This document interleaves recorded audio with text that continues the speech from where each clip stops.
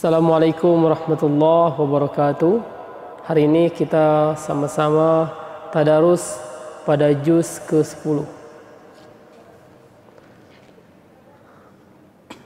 A'udzu billahi minasy syaithanir rajim. Bismillahirrahmanirrahim. Wa'lamu ما غنمتم من شيء فأن لله خمسه وللرسول ولذي القربى واليتامى والمساكين وابن السبيل إن كنتم آمنتم بالله وما أنزلنا على عبدنا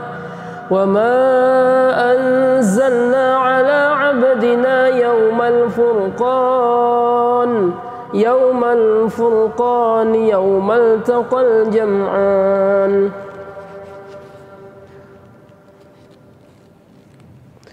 والله على كل شيء قدير إذ أنتم بالعدوة الدنيا وهم بالعدوة القصوى والركب أسفل منكم ولو تواعدتم لاختلفتم في الميعاد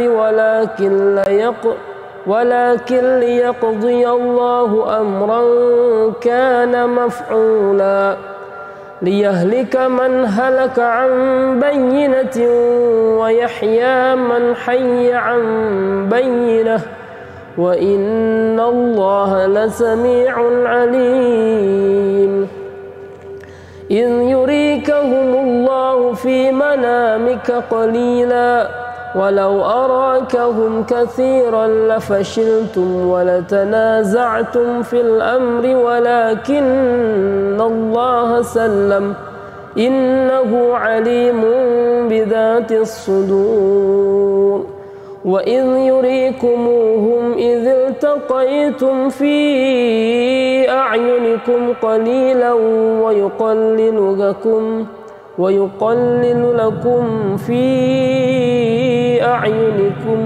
في أعينهم ليقضي الله أمرا كان مفعولا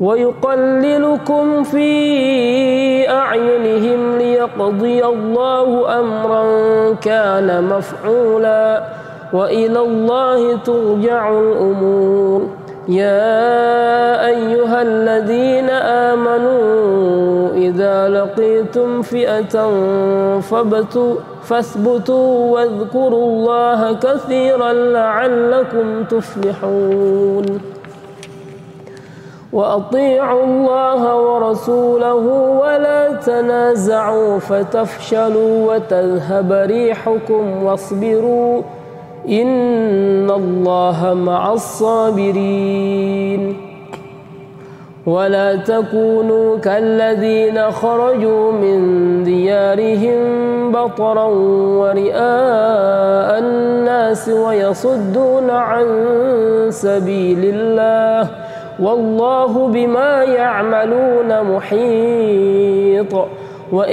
وإذ زين لهم الشيطان أعمالهم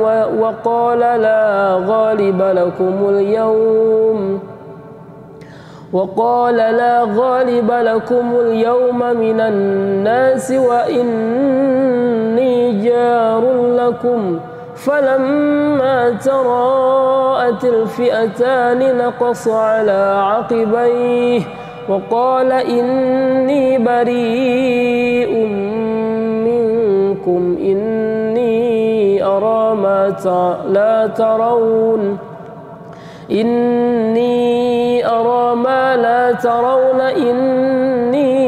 أخاف الله والله شديد العقاب إذ يقول المنافقون والذين في قلوبهم مرض غر هؤلاء دينهم ومن يتوكل على الله فإن الله عزيز حكيم. ولو ترى إذ يتوفى الذين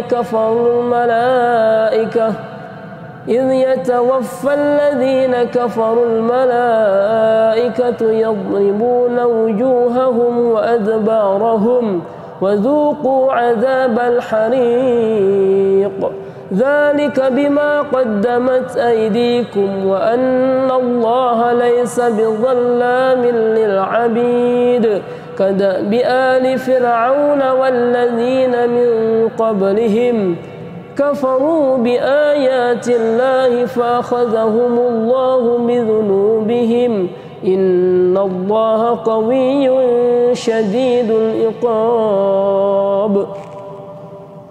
ذلك بأن الله لم يكن مغيرا نعمة أنعمها على قوم حتى يغيروا ما بأنفسهم وأن الله سميع عليم. كدأب آل فرعون والذين من قبلهم كذبوا بآيات ربهم فأهلكناهم بذنوبهم وأغرقنا آل فرعون وكل كانوا ظالمين. إن شر الدواب عند الله الذين كفروا فهم لا يؤمنون. الذين عاهدت منهم ثم ينقضون عهدهم في كل مرة وهم لا يتقون. فإما تثقفنهم في الحرب فشرد بهم من خلفهم لعلهم يذكرون. وإما تخافن من قوم خيانة فانبذ إليهم على سواء إن الله لا يحب الخائبين. إن الله لا يحب الخائنين. ولا يحسبن الذين كفروا سبقوا إنهم لا يعجزون. وأعدوا لهم ما استطعتم من قوة ومن رباط الخيل ترهبون به عدو الله وعدوكم وآخرين من دونهم لا تعلمونهم الله يعلمهم. وما تنفقوا من شيء في سبيل الله يوفى إليكم وأنتم لا تظلمون. وإن جنحوا للسلم فاجنح لها وتوكل على الله إنه هو السميع العليم. وإن يريدوا أن يخدعوك فإن حسبك الله هو الذي أيدك بنصره وبالمؤمنين وألف بين قلوبهم لو أنفقت ما في الأرض جميعا ما ألفت بين قلوبهم ولكن الله ألف بينهم إنه عزيز حكيم. يا أيها النبي حسبك الله ومن اتبعك من المؤمنين.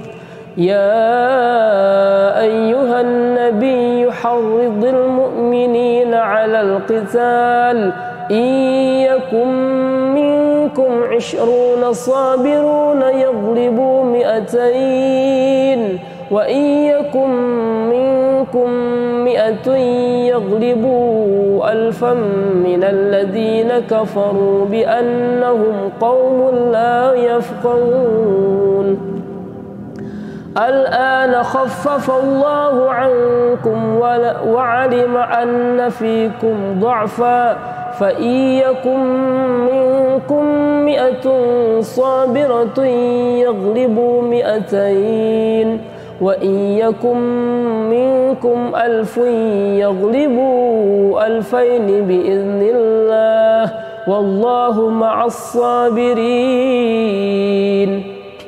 ما كان لنبي أن يكون له أسرى حتى يثخن في الأرض تريدون عرض الدنيا والله يريد الآخرة والله عزيز حكيم لولا كتاب من الله سبق لمسكم فيما أخذتم عذاب عظيم فكلوا مما غنمتم حلالا طيبا واتقوا الله إن الله غفور رحيم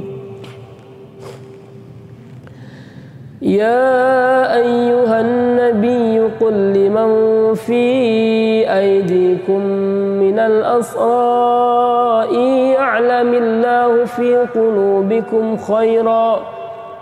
قلوبكم خيرا يؤتكم خيرا مما أخذ منكم ويغفر لكم والله غفور رحيم وإن يريدوا خيانتك فقد خانوا الله من قبل فأمكن منهم والله عليم حكيم إن الذين آمنوا وهاجروا وجاهدوا بأموالهم وأنفسهم في سبيل الله والذين آووا ونصروا أولئك بعضهم أولياء بعض والذين آمنوا ولم يهاجروا ما لكم من ولايتهم من شيء حتى يهاجروا وإن استنصروكم في الدين فعليكم النصر إلا على قوم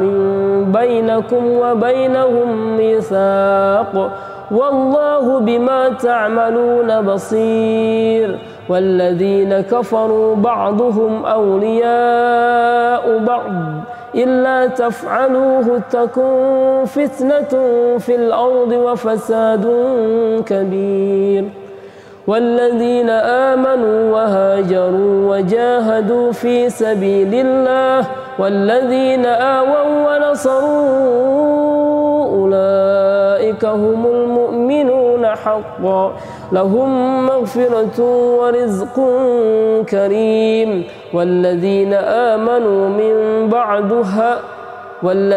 آمنوا من بعد وهاجروا وجاهدوا معكم فأولئك منكم وأولو الأرحام بعضهم أولى ببعض في كتاب الله إن الله بكل شيء عليم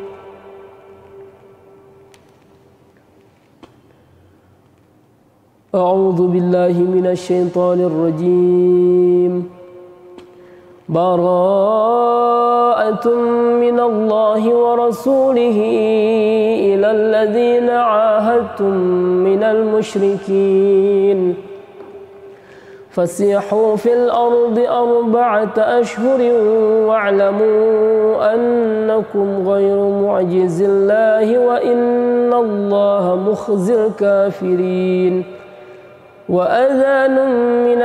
وأذان من الله ورسوله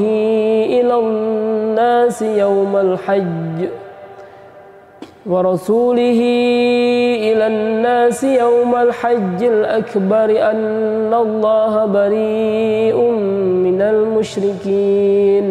من المشركين ورسوله فإن تبتم فهو خير لكم وإن توليتم فاعلموا أنكم غير معجز الله وبشر الذين كفروا بعذاب أليم إلا الذين عاهدتم من المشركين ثم لم ينقصوكم شيئا ولم يظاهروا عليكم أحدا فأتموا إليهم عهدهم إلى مدتهم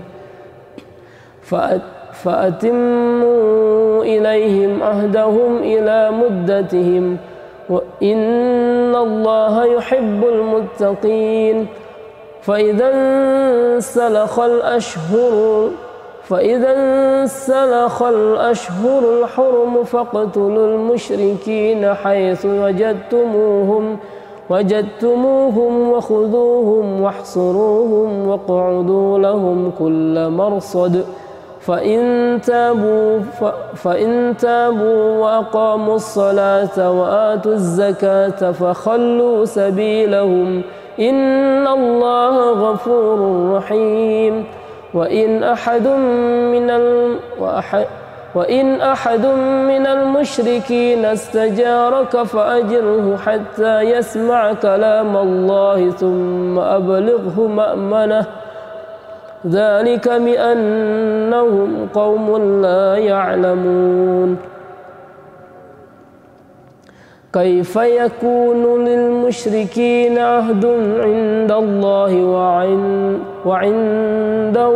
وعند رسوله إلا الذين عاهدتم عند المسجد الحرام فما استقاموا لكم فاستقيموا لهم إن الله يحب المتقين كيف وإن يظهروا عليكم لا يرقبوا فيكم إلا ولا ذمة يرضونكم بأفواههم وتأبى قلوبهم وأكثرهم فاسقون اشتروا بآيات الله ثمنا قليلا فصدوا عن سبيله إنهم ساء ما كانوا يعملون لا يرقبون في مؤمن إلا ولا ذمة وأولئك هم المعتدون فإن تابوا وأقاموا الصلاة وآتوا الزكاة فإخوانكم في الدين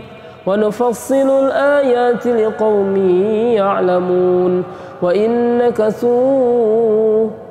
نكثوا أيمانهم من بعد عهدهم وطعنوا في دينكم فقاتلوا أئمة الكفر إنهم لا أيمان لهم لعلهم ينتهون ألا تقاتلون قوما نكثوا أيمانهم وهموا بإخراج الرسول وهم بدؤوكم أول مرة أتخشونهم فالله أحق أن تخشوه إن كنتم مؤمنين قاتلوهم يعذبهم الله بأيديكم ويخزهم وينصركم عليهم ويشفي صدور قوم مؤمنين ويذهب غيظ قلوبهم ويتوب الله على من يشاء والله عليم حكيم أم حسبتم أن تتركوا ولما يعلم الله الذين جاهدوا منكم ولا يتخذوا من دون الله ولا رسوله ولا المؤمنين وليجة والله خبير بما تعملون ما كان للمشركين أن يعمروا مساجد الله شاهدين على أنفسهم بالكفر أولئك حبطت أعمالهم وفي النار هم خالدون إنما يعمر مساجد الله من آمن بالله واليوم الآخر وأقام وأقام الصلاة وآتى الزكاة ولم يخش إلا الله فعسى أولئك أن يكونوا من المهتدين.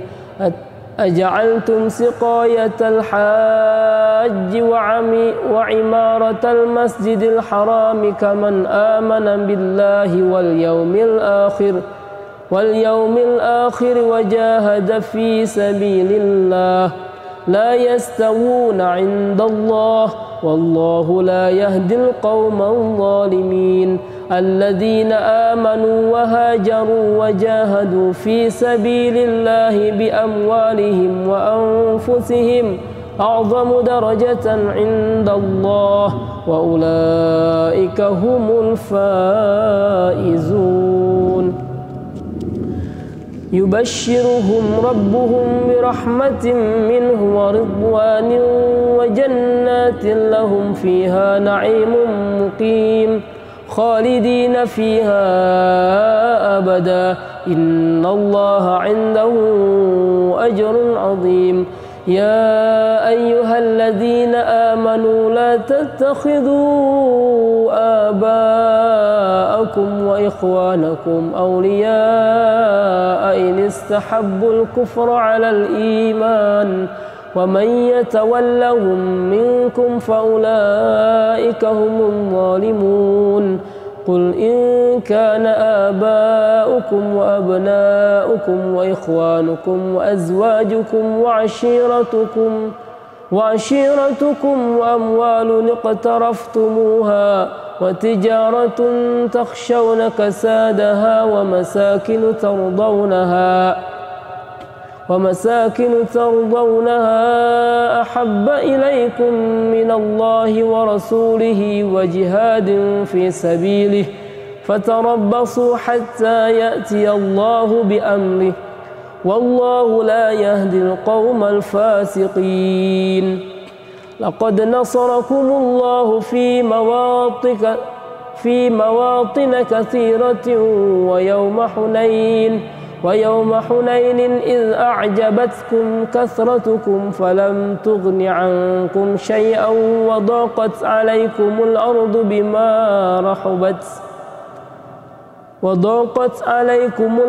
بما رحبت ثم وليتم مدبرين. ثم أنزل الله سكينته على رسوله وعلى المؤمنين وأنزل جنودا لم تروها وعذب الذين كفروا وذلك جزاء الكافرين. ثم يتوب الله من بعد ذلك على من يشاء والله غفور رحيم. يا أيها الذين آمنوا إنما المشركون نجس فلا يقربوا المسجد الحرام بعد عامهم هذا وإن خفتم عيلة فسوف يغنيكم الله من فضله إن شاء إن الله عليم حكيم. قاتلوا الذين لا يؤمنون بالله ولا باليوم الآخر ولا يحرمون ما حرم الله ورسوله ولا يدينون دين الحق من الذين أوتوا الكتاب حتى يعطوا الجزية عن يد وهم صاغرون. وقالت اليهود عزير ابن الله وقالت النصارى المسيح ابن مريم وقالت النصارى المسيح ابن الله ذلك قولهم بأفواههم يضاهئون قول الذين كفروا من قبل قاتلهم الله أنى يؤفكون. اتخذوا أحبارهم ورهبانهم أربابا من دون الله والمسيح ابن مريم وما أمروا إلا ليعبدوا إلها واحدا لا إله إلا هو سبحانه عما يشركون يريدون أن يطفئوا نور الله بأفواههم ويأبى الله إلا أن يتم نوره ولو كره الكافرون هو الذي أرسل رسوله بالهدى ودين الحق ليظهره على الدين كله ولو كره المشركون يا أيها الذين آمنوا إن كثيرا من الأحبار والرهبان ليأكلون أموال الناس بالباطل ويصدون عن سبيل الله والذين يكنزون الذهب والفضة ولا ينفقونها في سبيل الله فبشرهم بعذاب أليم يوم يحمى عليها في نار جهنم فتكوى بها جباههم وجنوبهم وظهورهم هذا ما كنزتم لأنفسكم فذوقوا ما كنتم تكنزون إن عدة الشهور عند الله 12 شهرا في كتاب الله يوم خلق السماوات والأرض منها 4 حرم ذلك الدين القيم فلا تظلموا فيهن أنفسكم وقاتلوا المشركين كافة كما يقاتلونكم كافة واعلموا أن الله مع المتقين إنما النسيء زيادة في الكفر يضل به الذين كفروا يحلونه عاما ويحرمونه عاما ليواطئوا عدة ما حرم الله فيحلوا ما حرم الله زين لهم سوء أعمالهم والله لا يهدي القوم الكافرين يا أيها الذين آمنوا ما لكم إذا قيل لكم انفروا في سبيل الله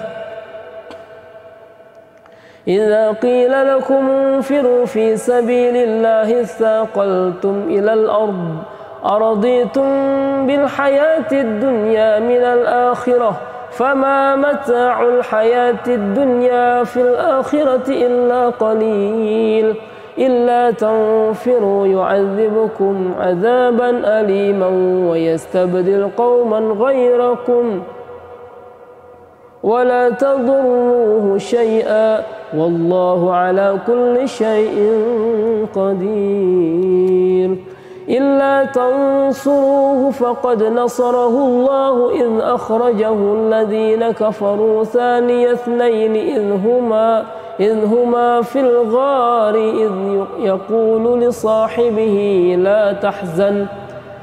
يقول لصاحبه لا تحزن إن الله معنا فأنزل الله سكينته عليه وأيده بجنود لم تروها وجعل كلمة الذين كفروا السفلى وكلمة الله هي العليا والله عزيز حكيم انفروا خفافا وثقالا وجاهدوا بأموالكم وأنفسكم في سبيل الله ذلكم خير لكم إن كنتم تعلمون لو كان عرضا قريبا وسفرا قاصدا لاتبعوك ولكن بعدت عليهم الشقة وسيحلفون بالله لو استطعنا لخرجنا معكم يهلكون أنفسهم والله يعلم إنهم لكاذبون.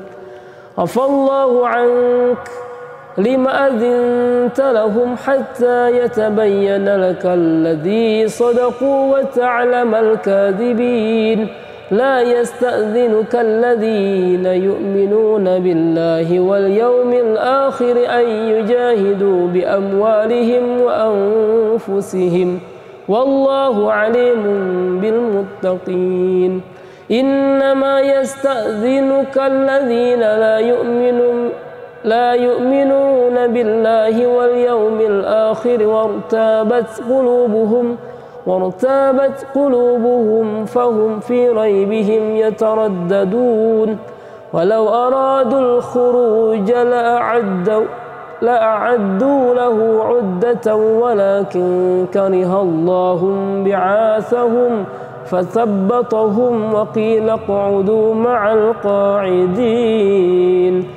لو خرجوا فيكم ما زادوكم إلا خبالا ولأوضعوا خلالكم يبغونكم الفتنة وفيكم سماعون لهم والله عليم بالظالمين.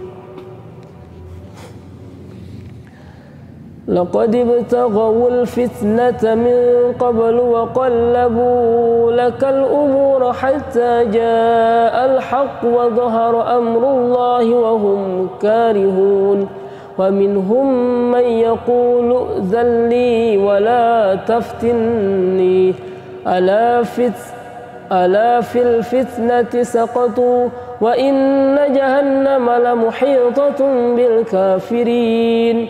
إن تصبك حسنة تسؤهم وإن تصبك مصيبة يقولوا قد أخذنا أمرنا من قبل ويتولوا وهم فرحون. قل لن يصيبنا إلا ما كتب الله لنا هو مولانا وعلى الله فليتوكل المؤمنون.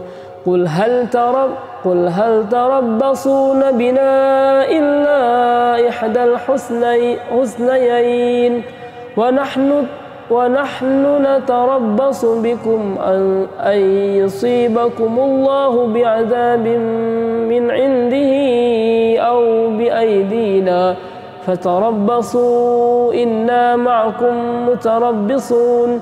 قل أنفقوا طوعا أو كرها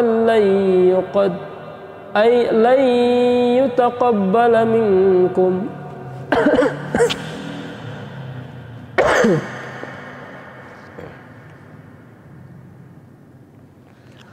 إنكم كنتم قوما فاسقين.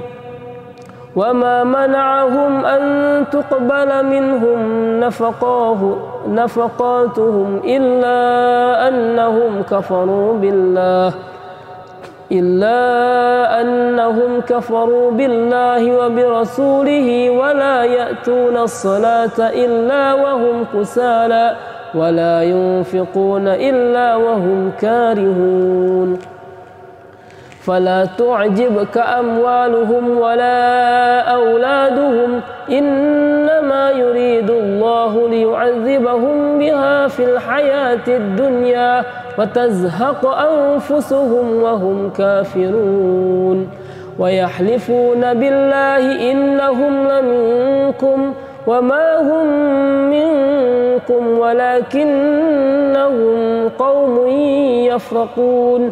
لو يجدون ملجأ أو مغارات أو مدخلا لولوا إليه وهم يجمعون.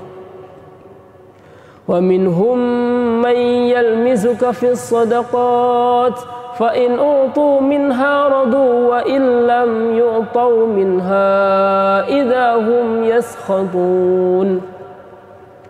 ولو أنهم رضوا ما آتاهم الله ورسوله وقالوا حسبنا الله سيؤتينا الله من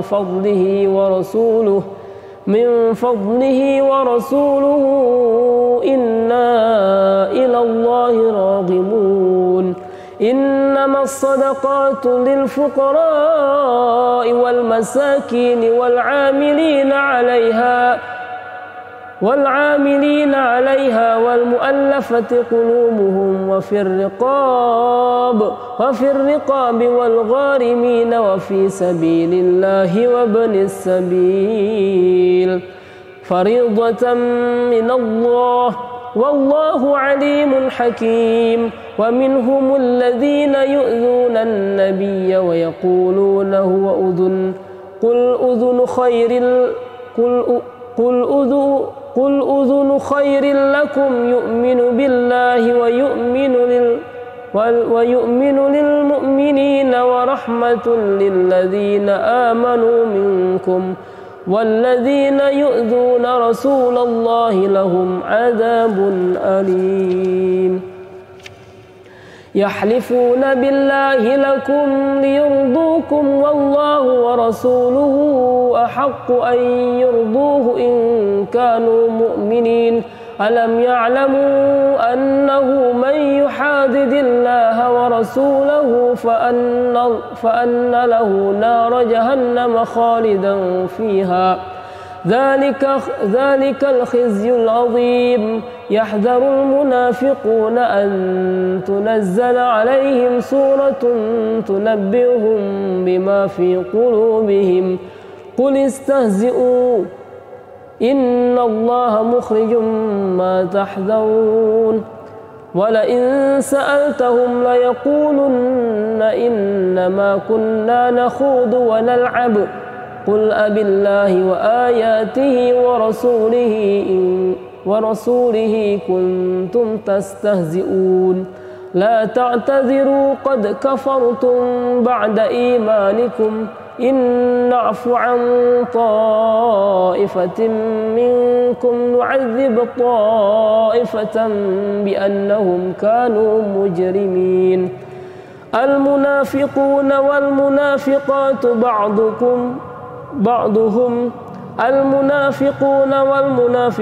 بعضهم من بعض يأمرون بالمنكر وينهون عن المعروف ويقبضون أيديهم نسوا الله فنسيهم إن المنافقين هم الفاسقون. وعد الله المنافقين والمنافقات والكفار نار جهنم خالدين فيها هي حسبهم ولعنهم الله ولهم عذاب مقيم. كالذين من قبلكم كانوا أشد منكم قوة وأكثر أموالا وأولادا فاستمتعوا بخلاقهم فاستمتعتم بخلاقكم كما استمتع الذين من قبلكم بخلاقهم وخضتم كالذي خاضوا أولئك حبطت أعمالهم في الدنيا والآخرة وأولئك هم الخاسرون. ألم يأتكم نبأ الذين من قبلهم قوم نوح وعاد وثمود وقوم إبراهيم وأصحاب مدين والمؤتفكات أتتهم رسلهم بالبينات فما كان الله ليظلمهم ولكن كانوا أنفسهم يظلمون. والمؤمنون والمؤمنات بعضهم أولياء بعض يأمرون بالمعروف وينهون عن المنكر ويقيمون الصلاة ويؤتون الزكاة ويطيعون الله ورسوله أولئك سيرحمهم الله إن الله عزيز حكيم. وعد الله المؤمنين والمؤمنات جنات تجري من تحتها الأنهار خالدين فيها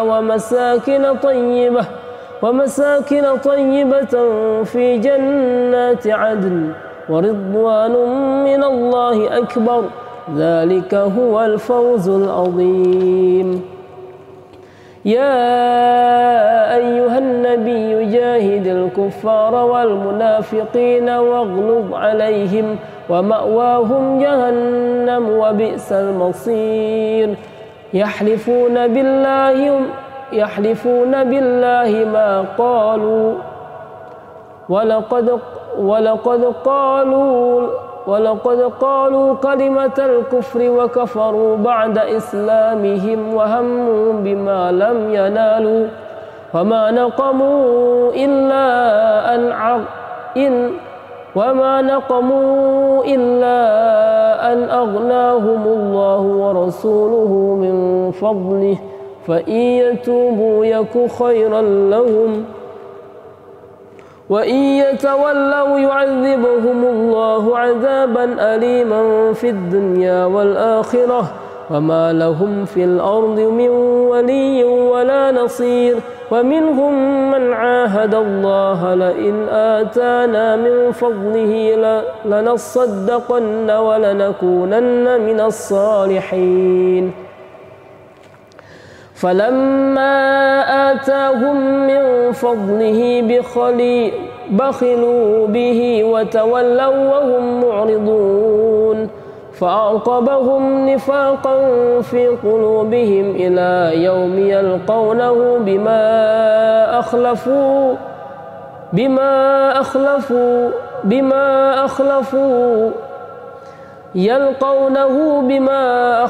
الله ما وعدوه وبما كانوا يكذبون ألم يعلموا أن الله يعلم سرهم ونجواهم وأن الله علام الغيوب الذين يلمزون المطوعين من المؤمنين في الصدقات والذين لا يجدون إلا جهدهم فيسخرون منهم سخر الله منهم ولهم عذاب أليم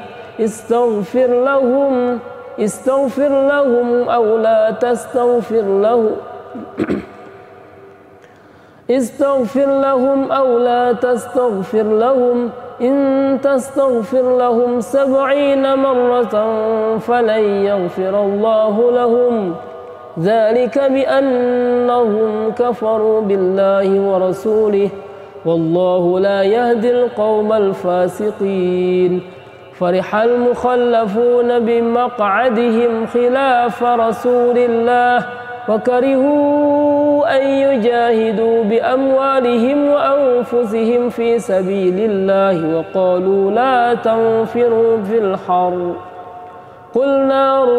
قل نار جهنم أشد حرا لو كانوا يفقهون فليضحكوا قليلا وليبكوا كثيرا جزاء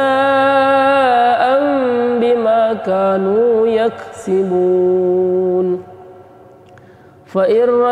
فإن رجعك الله إلى طائفة منهم فاستأذنوك للخروج فقل لن تخرجوا معي أبدا ولم تقاتلوا معي عدوا إنكم رضيتم بالعقود أول مرة فاقعدوا مع الخالفين ولا تصل على أحد منهم مات أبدا ولا تقم على قبره إنهم كفروا بالله ورسوله وماتوا وهم فاسقون ولا تعجبك أموالهم وأولادهم إنما يريد الله أن يعذبهم بها في الدنيا وتزهق أنفسهم وهم كافرون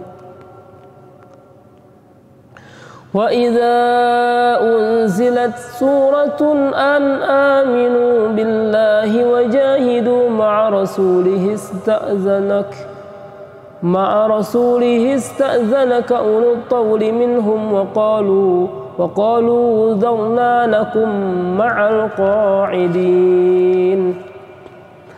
رضوا بأن يكونوا مع الخوالف وطبع على قلوبهم فهم لا يفقهون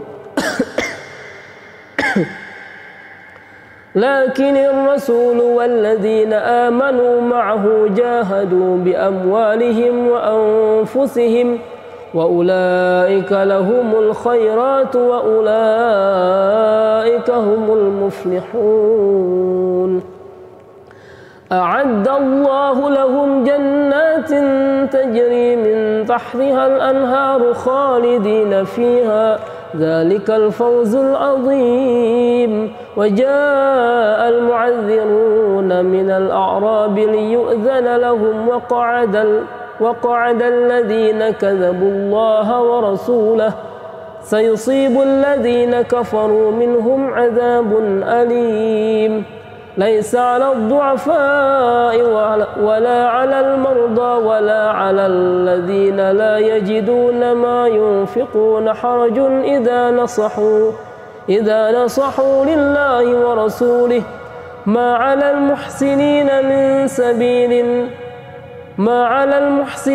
من سبيل والله غفور رحيم ولا على الذين إذا ما أتوك لتحملهم قلت لا أجد ما أحملكم عليه تولوا وأعينهم تفيض من الدمع حزنا لا يجدوا ما ينفقون إنما السبيل على الذين يستأذنونك وهم أغنياء رضوا بأن يكونوا مع الخوالف وطبع الله على قلوبهم فهم لا يعلمون صدق الله العظيم. Assalamualaikum warahmatullahi wabarakatuh.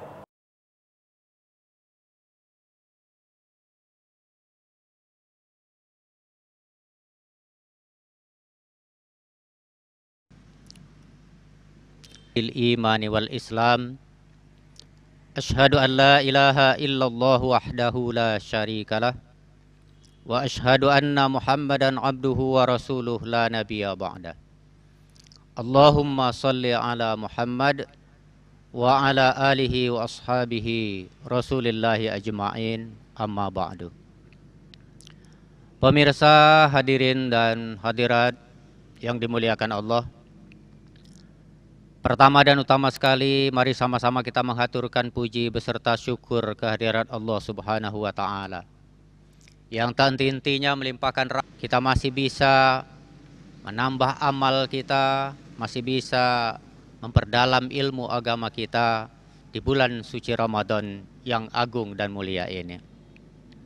Salawat beriring salam tak henti-hentinya kita mohonkan pada Allah Subhanahu wa Ta'ala, kiranya dapat disampaikan kepada junjungan kita Nabi besar Muhammad Sallallahu Alaihi Wasallam yang merupakan penuntun sekaligus pembimbing umat Islam dalam menempuh jalan yang lurus yang diridhoi Allah Subhanahu wa Ta'ala. Pemirsa, hadirin dan hadirat jamaah yang dimuliakan Allah, pada kesempatan ini kita berjumpa kembali dalam kuliah Ramadan Assalam, dan judul yang akan dibawakan atau tema yang akan kita bawakan pada hari ini adalah nilai pendidikan dalam puasa Ramadan. Namun sebelumnya juga diingatkan, setelah akhir acara ini nanti kita ada sesi tanya jawab untuk memperdalam wawasan kita, untuk menambah ilmu kita atau saling tukar pikiran tentang pemahaman keagamaan kita. Pada akhir sesi ini nanti kita akan sediakan ruang tanya jawab bagi pemirsa, hadirin dan hadirat yang dimuliakan Allah. Pemirsa, hadirin dan hadirat yang dimuliakan Allah, puasa Ramadan itu merupakan pengendalian diri, pengendalian nafsu, baik itu nafsu perut, syahwat, indera, dan bahkan hati. Jadi kita di bulan suci Ramadan ini dilatih mengendalikan semua itu. Dilatih mengendalikan diri, dilatih mengendalikan nafsu, terutama nafsu perut. Karena di luar bulan suci Ramadan kita bebas makan semau kita, apapun yang kita mau. Kadang-kadang sudah kenyang kita masih mau makan. Tapi di bulan suci Ramadan ini kita dilatih untuk bisa mengendalikan semua itu, walaupun semua makanan itu ada di hadapan kita. Di bulan suci Ramadan ini kita dilatih tidak saja memakan atau mengambil atau melakukan yang haram, bahkan yang halal pun kita bisa menahannya. Itulah sebagai latihan kita di bulan suci Ramadan ini. Pertama, melatih nafsu perut, melatih syahwat, melatih indera. Semua indera yang kita miliki kita latih di bulan suci Ramadan ini, supaya bisa kita tahan. Mata kita bisa tahan supaya tidak melihat hal-hal yang dilarang. Telinga kita bisa tahan supaya tidak mendengarkan hal-hal yang tidak diperbolehkan. Lisan kita tahan supaya tidak mengucapkan hal-hal yang kotor, yang jahat, atau hal-hal yang tidak bermanfaat. Dan bahkan sampai kita harus menahan hati supaya jangan memiliki sifat-sifat tercela dalam diri kita. Pemirsa, hadirin dan hadirat yang dimuliakan Allah, tema kita nilai pendidikan dalam puasa Ramadan. Kalau kita amati, tentu sangat banyak sekali nilai-nilai pendidikan yang terdapat dalam bulan suci Ramadan ini. Namun tidak semua itu kita bahas karena terbatas waktu. Barangkali sedikit yang kita bahas, tapi mudah-mudahan yang sedikit ini bisa bermanfaat bagi kita. Mudah-mudahan nilai-nilai yang baik dalam bulan suci Ramadan itu senantiasa kita amalkan dan menjadi sesuatu kebiasaan bagi kita dalam melaksanakan ibadah, terutama di bulan suci Ramadan yang nanti akan berlanjut setelah Ramadan usai.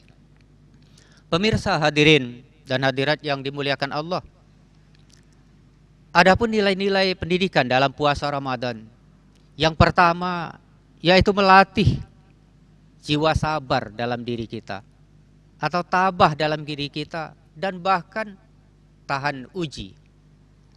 Jadi nilai yang pertama itu, Ramadan mendidik kita supaya bisa sabar dan tabah terhadap segala ujian dan cobaan yang datang dari Allah Subhanahu wa Ta'ala. Kalau di luar bulan suci Ramadan, kadang-kadang kita belum sabar. Tapi kita lihat hasilnya setelah bulan suci Ramadan ini, kita ditempa, digembleng selama 1 bulan untuk mendidik kesabaran dalam diri. Apakah kesabaran itu melekat pada diri kita? Apakah itu hanya melekat pada diri kita selama bulan suci Ramadan? Atau itu bahkan melekat dalam diri kita sampai Ramadan usai? Tapi sebagai tanda orang yang berhasil melaksanakan ibadah di bulan suci Ramadan, maka dia mampu mendidik dirinya agar menjadi orang yang sabar, yang tabah terhadap segala ujian dan cobaan yang datang dari Allah Subhanahu wa Ta'ala, baik itu di bulan suci Ramadan maupun di luar bulan suci Ramadan. Kalau di bulan suci Ramadan jelas orang menahan kesabaran dan tidak mudah marah. Bahkan kita sabar dalam segala hal supaya puasa kita tidak ternoda, supaya puasa kita menghasilkan sesuatu yang bermanfaat bagi diri kita, dan supaya puasa kita bisa mengampuni dosa-dosa kita yang telah lalu. Makanya kita berlatih sabar dalam puasa bulan suci Ramadan ini. Ujian kesabaran dan ketabahan ini memang perlu kita miliki dalam sisi kehidupan sehari-hari. Karena orang yang sabar dekat dengan Allah. Memang dalam hidup ini banyak hal-hal yang tidak kita senangi, tapi justru harus kita lalui. Kadang-kadang ada kenyataan yang memang pahit adanya, tapi toh harus kita telan juga. Kita ingin sehat, kadang-kadang penyakit yang datang. Kita ingin kaya, tapi kemiskinan yang melanda. Kita ingin jadi orang yang sukses, tapi malah kegagalan yang mengiringi kita. Dan bahkan kita ingin berkumpul dengan keluarga, dengan orang terdekat kita, tapi kadangkala satu persatu dipanggil menghadap Allah Subhanahu wa Ta'ala. Dan semua itu bagi orang yang beriman kepada Allah Subhanahu wa Ta'ala dianggap sebagai ujian dan cobaan yang datang dari Allah untuk meningkatkan kadar iman dan takwanya kepada Allah Subhanahu wa Ta'ala. Dalam surat Al-Baqarah ayat 155 Allah berfirman, "Walanabluwannakum bisyai'im minal khaufi wal ju' wa naqsim minal amwali wal anfusi was samarat wa bassiris sabirin." Dan bahwa sesungguhnya aku uji kamu dengan berbagai macam ujian. Banyak sekali ujian Allah Subhanahu wa Ta'ala, terutama atau terkhusus bagi orang-orang yang mengaku dirinya beriman. Karena orang yang beriman, Allah juga menyebutkan dalam Al-Quran tentang ujian. Ahasiban nas ayutraku ayyaqulu amanna wahum la yuftanun. Apakah akan kubiarkan mereka mengatakan kami beriman sementara mereka belum diuji? Untuk meyakinkan, memantapkan keimanan yang kita tanamkan dalam diri kita, tentu Allah akan memberi kita berbagai macam ujian. Adapun ujiannya yang pertama seperti diungkapkan dalam Al-Quran surat Al-Baqarah 155. Walanabluwannakum bisyai'im minal khauf. Dan sesungguhnya kami uji kamu sekalian dengan berbagai macam ujian, diantaranya ketakutan. Ketakutan hilang harta, ketakutan hilang jabatan, ketakutan tidak memperoleh sesuatu. Banyak sekali ketakutan-ketakutan yang menjadikan kita ujian dalam hidup ini. Tapi apabila ketakutan itu kita orang yang beriman menganggapnya sebagai ujian dan kita lolos dari ujian itu, maka Allah bersama kita. Walanabluwannakum bisyai'im minal khauf wal ju'. Kita juga diuji dengan kelaparan. Kelaparan yang kita rasakan termasuklah di bulan suci Ramadan ini. Kita menahan lapar, kita menahan haus, dan itu ujian dari Allah Subhanahu wa taala. Dan bahkan bukan saja ujian, tapi sekaligus merupakan ibadah di sisi Allah Subhanahu wa taala. Kita menahan lapar, kita menahan haus, kita melewati ujian dari Allah Subhanahu wa taala, dan ujungnya kita mendapat imbalan pahala di sisi Allah Subhanahu wa taala. Karena menahan lapar dan haus di bulan suci Ramadan itu merupakan ibadah. Wa naqsim minal amwal, dan kekurangan harta. Banyak sekali kita diuji dengan kekurangan harta. Semula kita memiliki harta yang banyak, tahu-tahu harta kita sirna. Semula kita memiliki harta yang banyak, tahu-tahu hilang, diambil orang. Semula kita memiliki harta yang banyak, tapi harta yang banyak itu malah tidak membuat kita hidup menjadi bahagia. Maka harta juga bisa menjadi ujian dari Allah Subhanahu wa taala. Walanabluwannakum bisyai'im minal khauf, ketakutan, wal ju', kelaparan, wa naqsim minal amwal, dan kekurangan harta, wal anfusi was samarat, dan kekurangan tumbuh-tumbuhan, kekurangan jiwa. Kekurangan jiwa di sini bisa saja termasuk kita memiliki saudara, kita memiliki orang dekat, tapi satu persatu seiring berjalannya waktu dipanggil oleh Allah Subhanahu wa taala. Dan itu tidak bisa kita elakkan. Karena dalam Al-Quran Allah menyebutkan kullu nafsin za'iqatul maut. Setiap yang bernyawa pasti akan mengalami kematian. Makhluk manapun dia, apapun bentuknya, apakah dia manusia, apakah dia hewan, apakah dia tumbuh-tumbuhan, setiap yang hidup pasti akan mengalami kematian. Dan khususnya bagi kita umat Islam, khususnya bagi kita manusia, kematian itu tidak bisa kita elakkan dan bahkan tidak bisa kita majukan atau kita mundurkan walaupun sesaat. Allah menyebutkan dalam Al-Quran, "Idza jaa ajaluhum la yastakhiruna sa'ah wa la yastaqdimun." Apabila telah sampai ajal kamu, maka tidak bisa dimajukan walaupun sesaat, dan tidak bisa juga dimundurkan walaupun sesaat. Tidak bisa dimundurkan dan tidak bisa dimajukan. Kita ingin memundurkan, ya Allah, jangan dicabut dulu nyawaku, karena aku ingin bertaubat, karena aku ingin menjadi orang baik. Tapi kalau Allah berkehendak, tidak bisa. Makanya dalam surat Yasin disebutkan, "Idza arada syai'a ayyaqula lahu kum fayakun." Apabila Allah menghendaki sesuatu, cukup dia berkata, jadilah, maka jadilah ia. Dan pada saat itu, kita dijemput atau ajal kita sampai, maka tidak bisa kita mundurkan walaupun sesaat.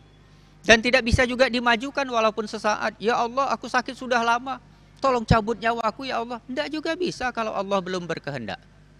Oleh karena itu, manusia hidup ini adalah dijalani dengan baik sesuai dengan ketentuan Allah Subhanahu wa taala, dan kita berusaha beramal dalam hidup ini, dan ketika ajal menjemput kita, kita sudah ada persiapan. Pemirsa hadirin dan hadirat yang dimuliakan Allah, ujian tadi selain dari ketakutan, kelaparan, kekurangan harta, kekurangan jiwa, dan bahkan kekurangan tumbuh-tumbuhan. Apabila kita selaku umat Islam yang mengaku beriman kepada Allah Subhanahu wa taala, kita berhasil melewati ujian itu, apa kata Allah? Wabasyiris sabirin. Maka berilah berita gembira kepada orang-orang yang sabar terhadap ujian itu. Makanya puasa mendidik diri kita supaya menjadi orang yang sabar. Rasulullah SAW banyak sekali diuji oleh Allah Subhanahu wa taala kesabarannya. Di antaranya Rasulullah pernah disebutkan dalam sebuah kisah, di waktu pergi melaksanakan ibadah sholat, lalu dikala pulang, Rasulullah diludahi oleh seorang Yahudi. Apakah Rasulullah marah? Tidak marah. Apakah itu bulan puasa? Tidak juga. Begitu sabarnya Rasulullah, pulang dari sholat, lalu diludahi oleh seseorang. Rasulullah tetap biasa dan tidak marah.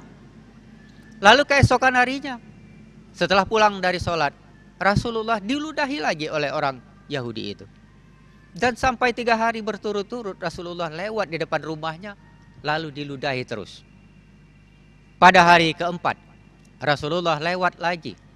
Karena pulang dari sholat memang lewat di depan rumah orang Yahudi itu. Dan Yahudi itu tidak meludahi Rasulullah.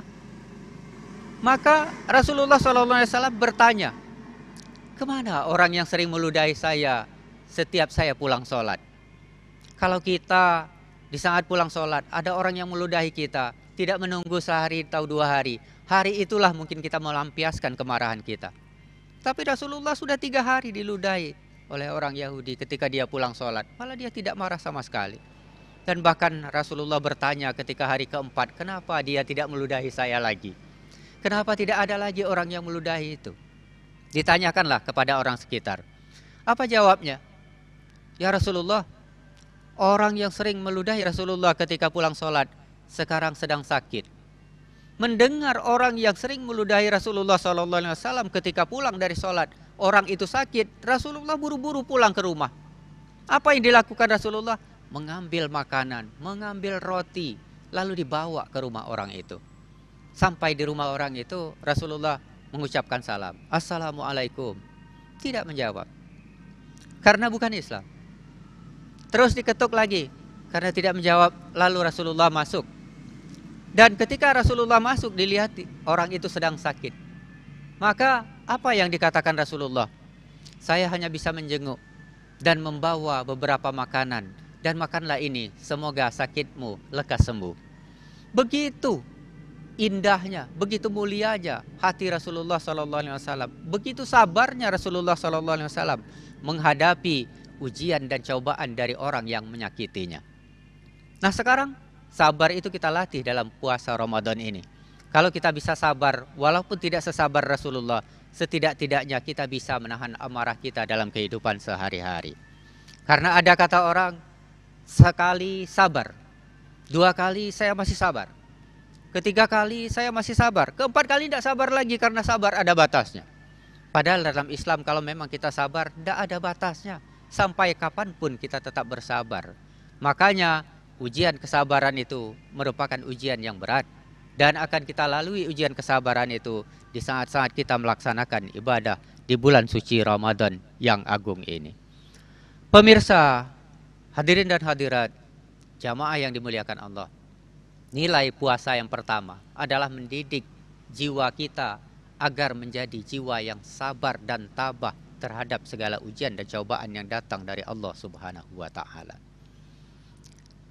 Yang kedua, nilai yang terdapat dalam puasa di bulan suci Ramadan itu ialah mendidik diri kita menjadi umat Islam yang amanah, yang jujur, yang dapat dipercaya. Kenapa dikatakan kita dididik di bulan suci Ramadan ini menjadi orang jujur? Karena ketika ada sesuatu yang bisa kita lakukan, tapi kita tidak melakukan. Di rumah kita tidak ada orang barangkali, makanan ada, minum ada, semuanya ada. Tapi karena kita dididik untuk menjadi orang yang jujur, itu tidak kita makan. Karena kita sedang melaksanakan ibadah puasa. Dan kita melaksanakan ibadah puasa ini bukan takut dengan orang, bukan takut dengan tetangga, bukan takut dengan mertua, tapi takut dengan Allah Subhanahu wa ta'ala. Sehingga walaupun tidak ada orang yang melihat, tidak ada orang tua, tidak ada tetangga, atau tidak ada mertua yang melihat, walaupun makanan itu ada di depan kita, karena kita takut dengan Allah, maka kita tidak mau memakan makanan itu, karena akan membatalkan puasa. Begitu puasa mendidik kita menjadi orang yang amanah, menjadi orang yang jujur. Walaupun saat ini orang-orang jujur sudah sulit kita temukan. Di berbagai instansi kadang-kadang karena kejujurannya dia disingkirkan. Banyak orang-orang yang jujur tidak dipakai karena kejujurannya. Tapi yakin dan percayalah, karena kejujuran itulah, karena amanah itulah, kita akan dilindungi oleh Allah Subhanahu wa ta'ala. Bahkan Rasulullah SAW amanah, jujur, dapat dipercaya, bukan saja terhadap kawan, bahkan lawan pun mempercayai Rasulullah SAW. Karena dalam diri Rasulullah sudah ada sifat jujur yang tertanam, sudah ada sifat amanah yang tertanam. Kalau sekarang ini banyak sekali orang yang diberi amanah, tapi sudahkah dia menjalankan amanah itu dengan baik? Sudahkah dia menjalankan amanah itu dengan jujur? Sudahkah dia bisa menjalankan amanah itu penuh dengan kepercayaan sebagaimana orang yang telah mempercayainya? Karena kalau kita diberi suatu jabatan, jabatan itu amanah dan tidak perlu dikejar. Tapi kalau kita diberi amanah, kita laksanakan. Dan kita laksanakan tentunya selaku umat Islam yang mengaku beriman kepada Allah Subhanahu wa ta'ala, laksanakan sesuai dengan tuntunan Allah dan Rasulullah Sallallahu Alaihi Wasallam. Nilai pendidikan yang terdapat dalam bulan suci Ramadan yang ketiga adalah mendidik kita, orang-orang yang mengaku beriman kepada Allah Subhanahu wa ta'ala, agar senantiasa pandai mensyukuri nikmat Allah. Puasa mendidik kita menjadi orang yang bersyukur. Allah menyebutkan dalam Al-Quran, la in syakartum la azidannakum wa la in kafartum inna azabi lasyadid. Apabila kamu bersyukur terhadap nikmat yang aku berikan, aku berjanji akan menambah nikmat itu. Apapun kita syukuri nikmat harta, insya Allah Allah akan menambah harta kita. Kita syukuri nikmat sehat, insya Allah kita akan diberi kesehatan. Kita syukuri nikmat anak yang soleh, insya Allah kita akan diberi anak yang soleh. Semua yang kita terima, kita syukuri, maka Allah akan menambah nikmat yang ada pada kita. Tapi sebaliknya, walain kafartum inna azabi lasyadid. Tapi apabila kita kufur, kita ingkar terhadap nikmat yang telah diberikan oleh Allah Subhanahu wa ta'ala, jangankan ditambah, malah azab yang pedih akan diberikan oleh Allah Subhanahu wa ta'ala. Pemirsa, hadirin dan hadirat yang dimuliakan Allah, kita bersyukur kepada Allah, dan itu kita latih pada bulan suci Ramadan ini, supaya kita sering-sering mensyukuri nikmat Allah. Salah satu di antaranya yang paling kita rasakan di bulan suci Ramadan ini dan perlu kita syukuri adalah kita bisa berbuka di sore harinya ketika maghrib sudah datang. Dan kita makan sahur di fajar hari, di maghrib kita berbuka, dan itu kita syukuri. Karena itu adalah nikmat, rahmat dan karunia Allah. Dan kita bisa rasakan dan kita bisa lihat betapa banyak orang yang menahan lapar dan haus. Bukan seperti kita menahan puasa dari terbit fajar sampai terbenam matahari. Bahkan mereka menahan lapar dan haus sampai 2 hari, sampai 3 hari. Tidak dapat makanan. Makanya kita harus bersyukur kepada Allah Subhanahu wa ta'ala. Dalam keseharian kita masih ada yang kita makan. Karena banyak di sisi kita, sisi kanan dan kiri kita, mungkin di belakang dan depan kita, orang-orang yang masih belum bisa mendapatkan makanan setiap hari. Kadang-kadang 2-3 hari baru dapat makanan. Kadang-kadang lebih dari itu baru mereka mendapatkan makanan. Oleh karena itu kita syukuri nikmat Allah, kita masih bisa menikmati makanan-makanan yang disediakan oleh Allah Subhanahu wa ta'ala. Pemirsa, hadirin dan hadirat jamaah yang dimuliakan Allah. Adapun nilai puasa ataupun nilai pendidikan yang terdapat dalam puasa Ramadan yang berikutnya adalah mendidik diri kita agar memiliki sikap sosial atau peduli terhadap sesama. Makanya di bulan suci Ramadan ini kadang-kadang orang banyak mudah mengulurkan tangan untuk membantu orang lain. Makanya di bulan suci Ramadan ini kadang-kadang tersentuh hatinya untuk membantu fakir miskin.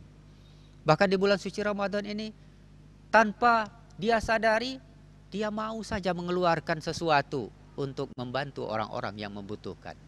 Makanya bulan suci Ramadan ini ada nilai pendidikannya bagi diri kita, adalah melatih diri kita agar menjadi orang yang memiliki kepedulian sosial atau peduli terhadap sesama. Ada sebuah kisah singkat yang pernah terjadi, bahwa ada seorang sahabat yang ingin pergi ke kota untuk menemui dua orang sahabatnya yang memang kebetulan sudah lama tidak ketemu. Dan pas di saat hari raya Idul Fitri, dia akan mengunjungi dua orang sahabatnya itu. Lalu berangkatlah, dan setelah sampai ke rumah sahabat yang pertama, maka dia temui sahabat yang pertamanya sedang menjerit-jerit kesakitan. Aduh, kesakitan, sedang menjerit.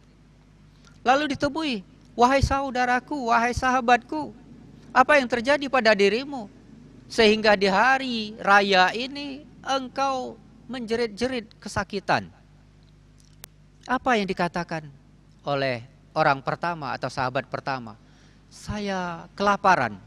Sudah berapa hari ini saya tidak memperoleh makanan apapun sehingga saya kesakitan. Lalu dibantulah sahabat pertama ini tadi, diberikan makanan sehingga bisa mengurangi sakitnya. Dan setelah selesai mengunjungi dan membantu sahabat yang pertama, maka melanjutkan kepada sahabat yang kedua. Lalu di hari raya Idul Fitri itu, di hari yang fitrah itu, dia bertemu dengan sahabatnya yang kedua. Dan ketika sampai di rumahnya, dia juga mendengar sahabat yang kedua ini menjerit-jerit kesakitan. Lalu ditanyakan lagi, wahai sahabatku, wahai saudaraku, kenapa di hari yang fitrah ini, kenapa di hari raya ini engkau menjerit-jerit kesakitan? Apa jawab sahabat yang kedua? Saya kekenyangan. Kalau kita lihat dari dua peristiwa ini, sahabat yang pertama menjerit kesakitan karena kelaparan. Lalu sahabat yang kedua ditemui juga menjerit kesakitan karena kekenyangan. Maka di sini tidak ada rasa peduli sosial atau rasa welas kasih terhadap sesama. Kita bayangkan, kalaulah yang kekenyangan mau membagi sebahagian dari makanannya kepada yang kelaparan, insya Allah dua-duanya tidak akan menjerit kesakitan. Tapi karena tidak mau berbagi, maka satu menjerit kelaparan, yang satu lagi menjerit kekenyangan. Insya Allah itu tidak terjadi pada diri kita. Kalau kita melihat orang yang kelaparan, segeralah kita bantu. Kalau kita punya kelebihan, jangan kita berlebih-lebihan. Bantulah orang yang kekurangan. Karena dari segi makanan Allah juga mengatakan dalam Al-Quran, kulu wasrobu wala tusrifu. Makan dan minumlah kamu, tapi jangan berlebih-lebihan. Karena kalau berlebih-lebihan bisa menjadikan penyakit. Pemirsa hadirin dan hadirat yang dimuliakan Allah, untuk peduli terhadap sesama ini, Allah juga memperingatkan dalam Al-Quran, ta'awanu alal birri wat taqwa wala ta'awanu alal ismi wal udwan. Bertolong-tolonglah kamu dalam berbuat baik dan takwa, tapi jangan kamu bertolong-tolong dalam berbuat dosa dan kerusakan. Oleh karena itu, saling tolong-menolonglah kita. Saling tolong-menolong dalam perbuatan baik, saling tolong-menolong agar menjadikan diri kita orang yang bertakwa, tapi jangan saling tolong-menolong dalam berbuat dosa dan kejahatan. Lalu nilai-nilai pendidikan yang terdapat di bulan suci Ramadan ini, yang terakhir adalah mendidik umat Islam menjadi umat Islam yang bertakwa kepada Allah Subhanahu wa ta'ala. Insya Allah puasa Ramadan ini bisa menciptakan pribadi-pribadi Muslim yang bertakwa kepada Allah Subhanahu wa ta'ala. Karena tujuan akhir dari puasa yang kita laksanakan adalah la'allakum tattaqun. Semoga kita menjadi orang yang bertakwa. Dan takwa merupakan derajat yang paling tinggi di sisi Allah Subhanahu wa ta'ala.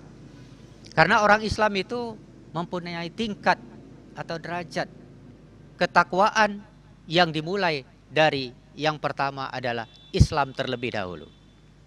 Maka kita ini semuanya orang Islam. Yang beragama Islam semuanya kita sudah memenuhi kriteria itu. Walaupun persyaratannya kita harus mengucapkan 2 kalimat syahadat.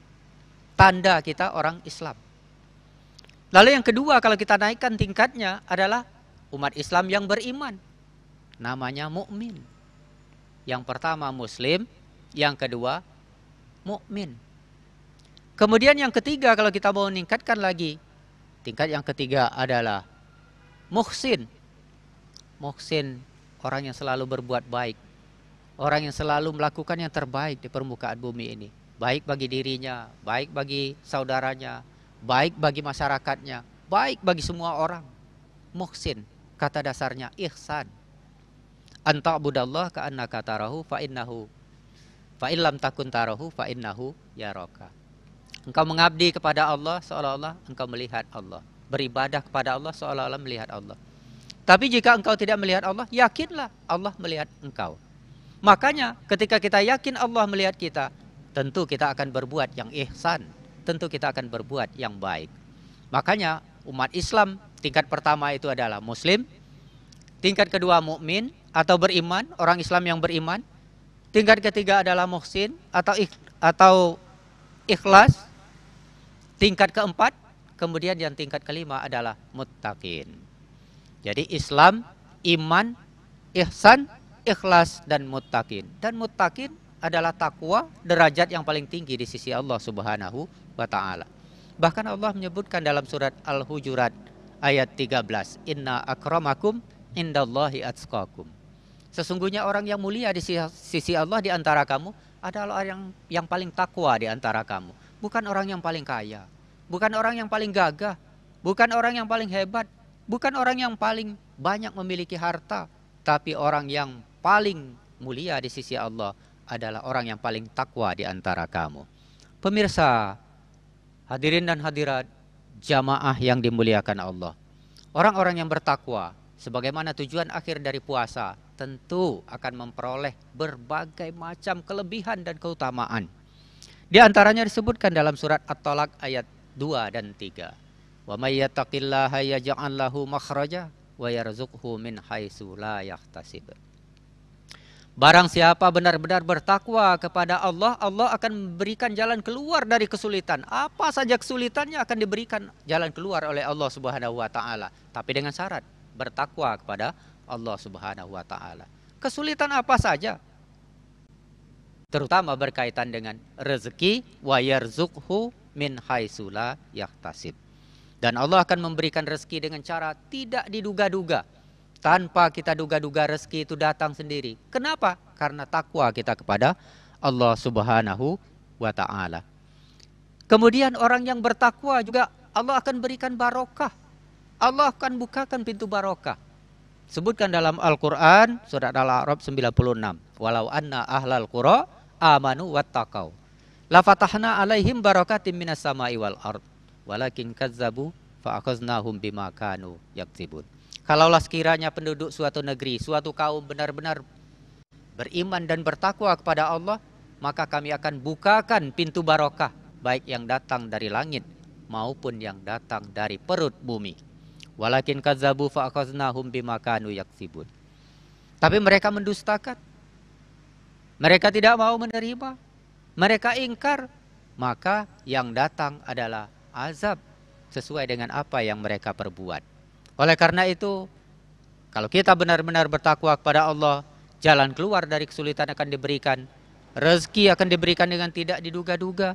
Kemudian orang yang bertakwa akan dibukakan pintu barokah, baik datang dari langit maupun yang didatangkan dari bumi.